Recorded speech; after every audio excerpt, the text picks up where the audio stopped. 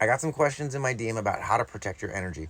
And instead of responding to them directly, I figured, hell, there's not enough information from me about protecting your energy because I feel like I have a very unique um, perspective on protecting your energy. In fact, I don't even calling it protecting your energy because so often I find that with the energy of protecting, a lot of the times we end up protecting ourselves from the very thing that's going to grow us. And so we're going to shift from protecting your energy to keeping your energy safe. And cardinal rule number one with keeping your energy safe is to respect the amount of energy that you have.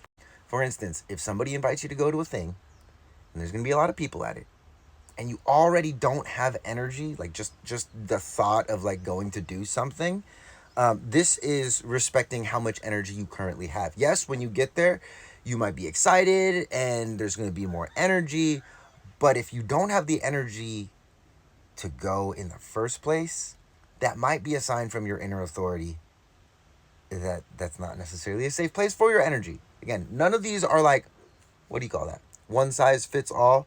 But as a general rule of thumb, consider how much energy you have. That's number one. Second thing is going to be conservation of energy. Whatever energy you do have, conserve it.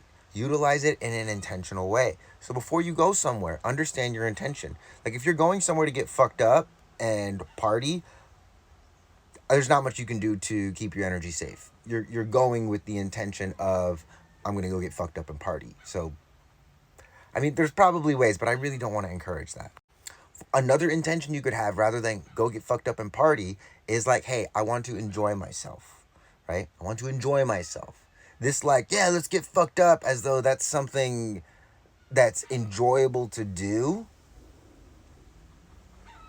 Like, let's just remove that from the vocabulary. Get fucked up. Not not really a great intention. Even as a joke, and I joke a lot, but words have a lot of power. Another tip for conserving your energy is understanding your human design strategy and authority. So, this is a human design body graph. If you don't know what yours looks like, go to reikimarco.com, generate one. It's totally free. Each of us has a unique circuitry. We're like a little snowflake. And with that circuitry, it's going to produce an aura. See this field around you? That's an aura.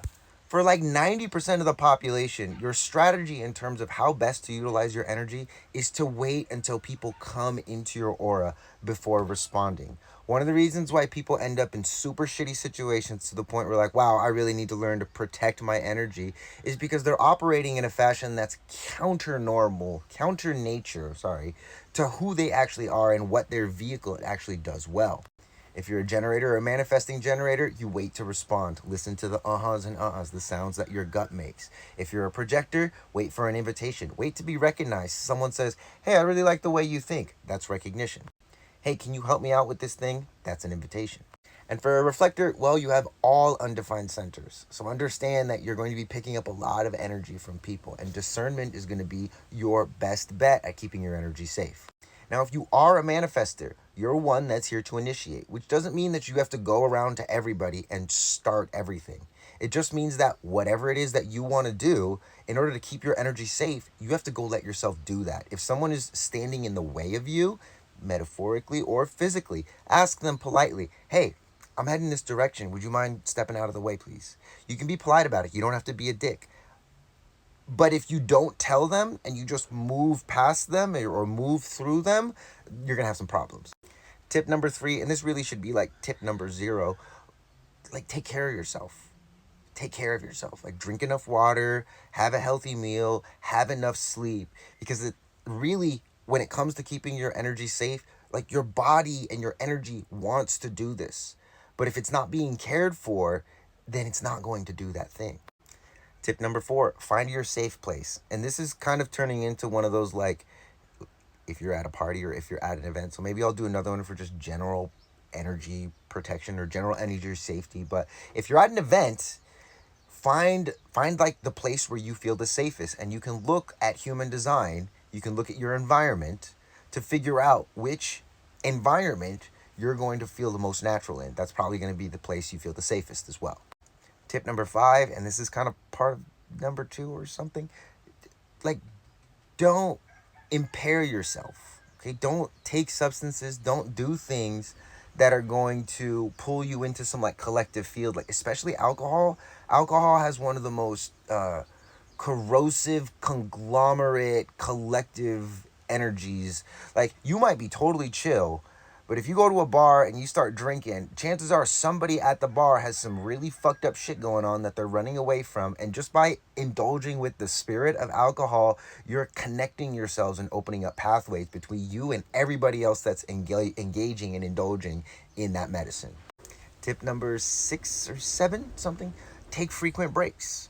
Okay, like, whoever gave us the idea that we're just supposed to go probably had a defined heart, and a lot of people don't have defined hearts. But generally speaking, human beings don't really have that long of a sustained energy level, in the sense that for a lot of us, taking breaks from the party, taking, like, stepping outside for a little bit, if you can find somewhere to, like, ground yourself, like take your shoes off and put your feet on earth, that is super helpful for keeping your energy safe.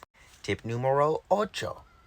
Give yourself time before and after the event to decompress and prepare. Again, these are like preemptive kind of things, but definitely after the event, like, don't just go straight to sleep. Don't just go crawl into bed with your partner. Don't go immediately and do something. Like, take some time to shed some of the energy intentionally from whatever thing you just went from whatever it is that you're wanting to keep yourself safe from, energies from other people. Give yourself time to shed that stuff. And that can look as simple as grounding, getting your feet on some soil, washing your hands, washing your face. Just keep the intention of, like, hey, I'm only keeping what's me. Because a lot of the stuff that you're going to want to keep yourself safe from is, like, stuff that you're going to pick up from other people. And you can get rid of that stuff really easily just by coming back into contact with yourself. Elements and water are my best friends when it comes to decompressing and shedding that information. And I saved my best for last, and this is actually something I developed as a result of being a reflector and being super sensitive to everybody else's energy. It's called the reverse belly breath, and it's a parabolic breathing method. Essentially, when we breathe in, normally we inhale, and our bellies go out. They fill up with air. And when we exhale, our bellies go in. You see that? This method, you're just going to do the opposite. So when you breathe in, you're going to suck your belly in, and then when you exhale, you're going to push your belly out. Now, the cool thing about this is that you can do it in the middle of a conversation with someone. Like, if someone is sucking your energy, or you feel like somebody is sucking your energy, do this. Breathe in, suck your belly in. Breathe out, push your belly out. And do that like 3 to 10 times. You ought to feel more of yourself and feel more empowered to either move away from that person, end the conversation, etc. So those are my 8 or 9 or 10 tips of how to keep your energy safe. If you found this helpful, share it with someone. And if you find yourself curious about human design, visit reikimarco.com. I would highly recommend getting one of my reports. They're literally only $20, and they're going to tell you all about how to use this to make your life a kick-ass.